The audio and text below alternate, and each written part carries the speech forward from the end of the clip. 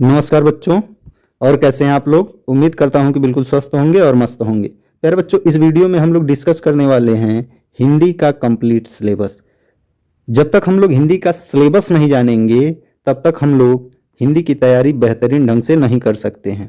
तो सिलेबस के माध्यम से ही हम लोग बोर्ड एग्जाम 2026 की तैयारी करने वाले हैं और इसी सिलेबस के माध्यम से हम जानेंगे कि हमें पूरे साल किस प्रकार पढ़ना है और क्या ट्रिक है हिंदी में 100% अंक लाने का।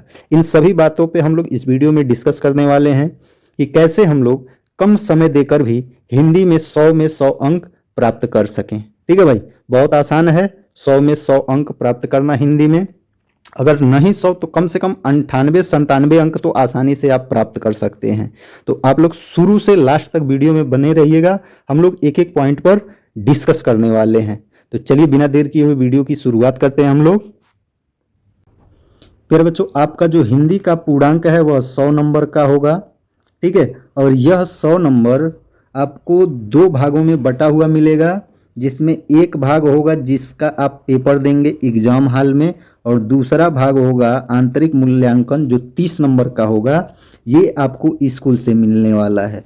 हम लोग जो है ये जो 70 नंबर का पेपर में आएगा प्रश्न, इन्हीं 70 नंबर के प्रश्नों की तैयारी करने वाले हैं कि एग्जाम हॉल में हम कैसे 70 में से 70 अंक प्राप्त कर लें। और ये जो 30 नंबर है ये आपको स्कूल से मिलेगा आंतरिक मूल्यांकन, यानी जो आप लोग प्रोजेक्ट कार्य करेंगे जो आपके स्कूल से करवाया जाएगा उसके आधार पर ये आपको 30 नंबर मिलेगा। ठीक है, तो हम लोग आज डिस्कस करने वाले हैं अपने सिलेबस के माध्यम से कि ये जो बोर्ड एग्जाम में हमें प्रश्न देखने के लिए मिलेगा 70 नंबर का, ये 70 नंबर हम किस प्रकार से आसानी से प्राप्त कर सकते हैं। ठीक है, तो हमारा पेपर जो है वह दो खंडों में मिलेगा। एक भाग जो होगा वह 20 नंबर का होगा, यानी 20 क्वेश्चन आपके ऐसे आएंगे जो ऑब्जेक्टिव होंगे, बहुविकल्पीय होंगे। यानी 20 प्रश्न ऐसे होंगे जिसके 4 विकल्प होंगे और हमें उसमें से सही विकल्प का चयन करके अपना आंसर देना है। ठीक है, और इसके दूसरे भाग में 50 नंबर का वर्णनात्मक प्रश्न आएगा। ठीक है, यानी जिन प्रश्नों का हमें क्या करना होगा भाई, तो लिख कर उत्तर देना पड़ेगा।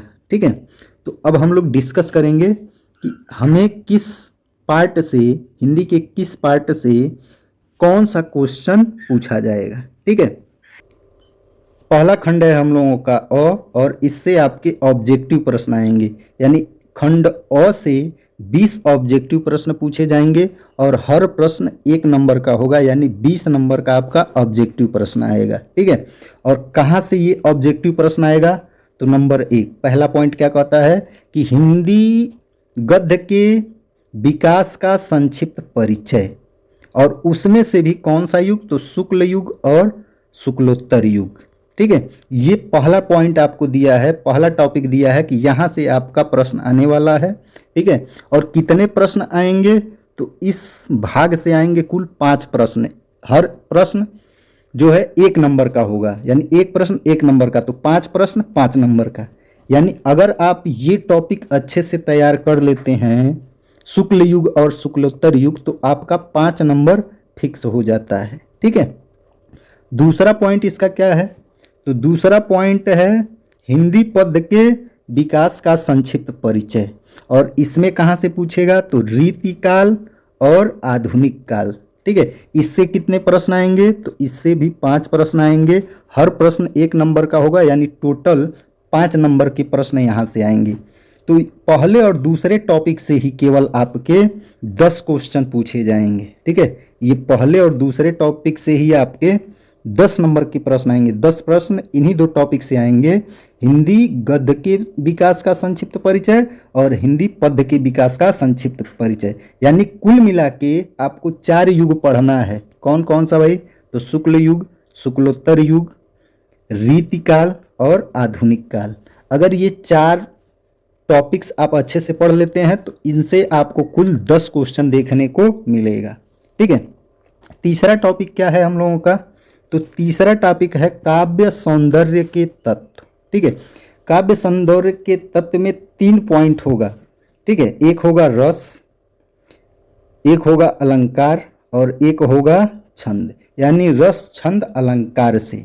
ठीक है, तो एक एक नंबर का 3 प्रश्न आएगा। रस 1 नंबर का प्रश्न आएगा, अलंकार 1 नंबर का प्रश्न आएगा और छंद से 1 नंबर का प्रश्न आएगा। और इसमें भी बताया है कौन सा रस। ठीक है, तो आपको रस में पढ़ना है हास्य रस और करुण रस। ठीक है, और इसमें आपको क्या पढ़ना है, तो परिभाषा और पहचान।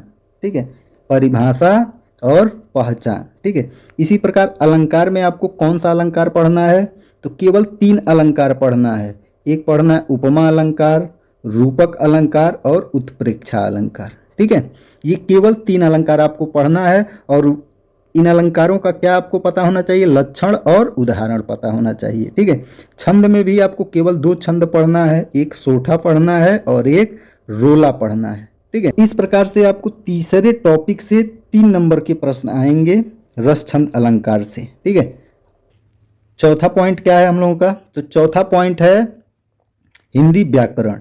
हिंदी व्याकरण में कहाँ से आपको प्रश्न पूछेगा, तो एक प्रश्न पूछेगा उपसर्ग से, एक समास से और एक तत्सम तत्भव और पर्यायवाची शब्द से। ठीक है, यानी इन तीनों में से कोई एक प्रश्न पूछेगा।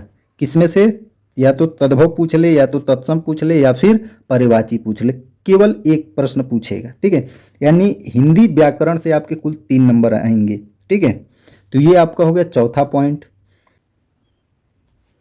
पांचवा टॉपिक हम लोगों का क्या है, तो पांचवा टॉपिक है संस्कृत व्याकरण। यानी संस्कृत व्याकरण से आपका एक क्वेश्चन आएगा सर्वनाम से। और कौन सा सर्वनाम, तो तद या युष्मद। ठीक है, यानी इसमें आपको इन सर्वनामों से वचन और विभक्ति आपसे पूछेगा। ठीक है, तो संस्कृत व्याकरण से केवल एक क्वेश्चन आपसे पूछा जाएगा। ठीक है, इन सभी पॉइंट पे हम जितने भी पॉइंट आपको बता रहे हैं सिलेबस में, ये सारा पॉइंट एक एक करके बेहतरीन ढंग से पढ़ाया जाएगा। आप टेंशन मत लीजिए, एक भी नंबर का आपको प्रश्न छोड़ा नहीं जाएगा।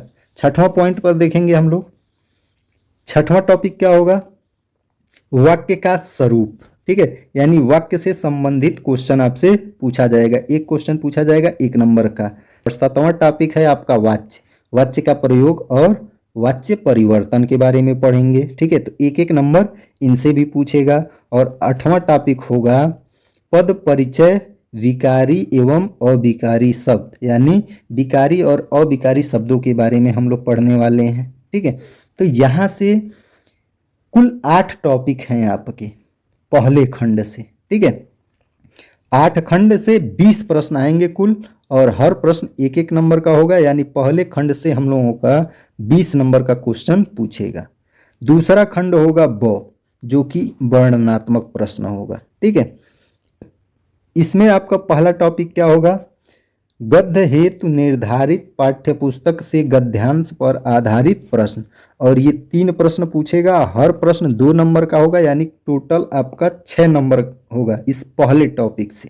ठीक है, और इसमें आपको 2 क्वेश्चन देता है, 2 गद्यांश देता है। आपको दोनों में से किसी एक गद्यांश को पढ़कर और उसके आधार पर 3 क्वेश्चन पूछे जाएंगे। उन 3 प्रश्नों का आपको उत्तर देना होता है। ठीक है, इसी प्रकार इसका दूसरा टॉपिक होता है पद्य हेतु निर्धारित पाठ्यपुस्तक से पद्यांश पर आधारित प्रश्न। यानी कोई आपको 2 पद्य देगा और उनसे संबंधित 3 क्वेश्चन देगा। आपको दोनों पद्यांशों में से किसी एक पद्यांश को पढ़कर उसके प्रश्नों को उत्तर देना होगा। और इसमें भी 3 प्रश्न होंगे, हर प्रश्न 2 नंबर का होगा। यानी 6 नंबर का इस दूसरे टॉपिक से भी क्वेश्चन पूछे जाएंगे। ठीक है, तीसरा टॉपिक क्या होगा इसका, संस्कृत गद्यांश का संदर्भ सहित हिंदी अनुवाद।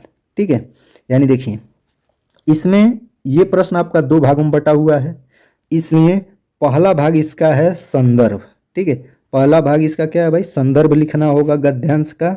ठीक है, और दूसरा भाग होगा उसका अनुवाद करना। ठीक है, तो अगर आप सही से संदर्भ लिखेंगे तो आपको 2 नंबर संदर्भ पर मिलेगा, और सही से अनुवाद करेंगे तो अनुवाद पर 3 नंबर मिलेगा।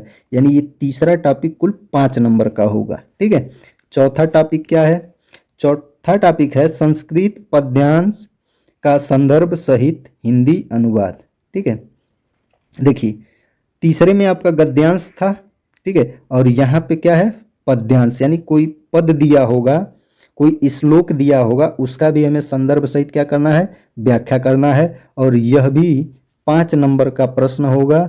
संदर्भ पर 2 नंबर मिलेगा और अनुवाद पर आपको 3 नंबर मिलेगा। ठीक है।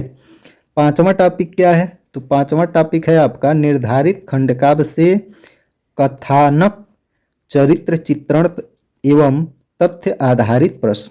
ठीक है, यानी आपके हिंदी खंड काव्य में जो भी आपके जिले के लिए जो खंड काव्य निर्धारित किया गया होगा, उससे आधारित आपको चरित्र चित्रण और तथ्य आधारित प्रश्न पूछे जाएंगे, उनका आपको आंसर देना होगा। ठीक है, और ये इस पॉइंट से आपके 3 प्रश्न आएंगे 1-1 नंबर के, यानी 3 नंबर का, ये 5वें पॉइंट से आपका 3 नंबर का प्रश्न पूछेगा। ठीक है, अब हम लोग देखेंगे 6वां पॉइंट। तो देखिए 6वें पॉइंट में आपको बताया गया है कि लेखकों का जीवन परिचय और उनकी प्रमुख रचना, और कवियों का जीवन परिचय और उनकी प्रमुख रचना से आपको कुल 10 नंबर का क्वेश्चन देखने को मिलेंगे। ठीक है, 5 नंबर तो आपको देखने के लिए मिलेगा किसी लेखक का जीवन परिचय और उसकी प्रमुख रचना लिखने पर। ठीक है, लेखक की अगर जीवन परिचय आप सही से लिखते हैं तो 3 नंबर मिलेगा, और अगर उनकी प्रमुख रचना आप लिख देते हैं 2-3 तो 2 नंबर आपको उस पर मिलेगा, यानी कुल 5 नंबर आपको मिलेगा। इसी प्रकार अगर किसी कवि का जीवन परिचय आप लिखते हैं तो 3 नंबर मिलेगा, और अगर उनकी प्रमुख रचना लिख देते हैं तो 2 नंबर, यानी कुल 5 नंबर यहाँ से मिलेंगे। तो जीवन परिचय से और रचना से यहाँ पर भी कुल मिला के आपको 10 नंबर का क्वेश्चन पूछा जाएगा। मेरे भाई आप लोग क्या करिएगा, शुरू से जो भी आपकी पाठ्य पुस्तक में लेखक दिए हुए हैं, तो शुरू का पहले, दूसरे और तीसरे, यानी 3 लेखकों का शुरुआत में जो दिया गया है उनका जीवन परिचय आप याद कर लीजिए, उनकी प्रमुख रचना याद कर लीजिए, और उसके अलावा आप और किसी भी लेखक का जीवन परिचय और रचना मत याद करिएगा, क्योंकि शुरुआत में जो शुरू के पहले, दूसरे, तीसरे पाठ में होंगे ना, उनमें से किसी न किसी एक का जीवन परिचय हमेशा पूछता है, हर साल पूछता है। ठीक है, तो इसको आप अभी से तैयार करना शुरू कर दीजिए। ठीक है, अब हम लोग देखेंगे 7वां पॉइंट। तो देखिए 7वें पॉइंट में बताया गया है कि संस्कृत खंड के पाठ्य वस्तु से कंठस्थ एक श्लोक जो प्रश्न पत्र में न आया हो, यानी अगर आप संस्कृत से एक श्लोक लिखेंगे जो आपके प्रश्न पत्र में न आया हो, ठीक है, तो उस पर आपको 2 अंक मिलेंगे। ठीक है, फिर 8वां पॉइंट है आपका पत्र लेखन।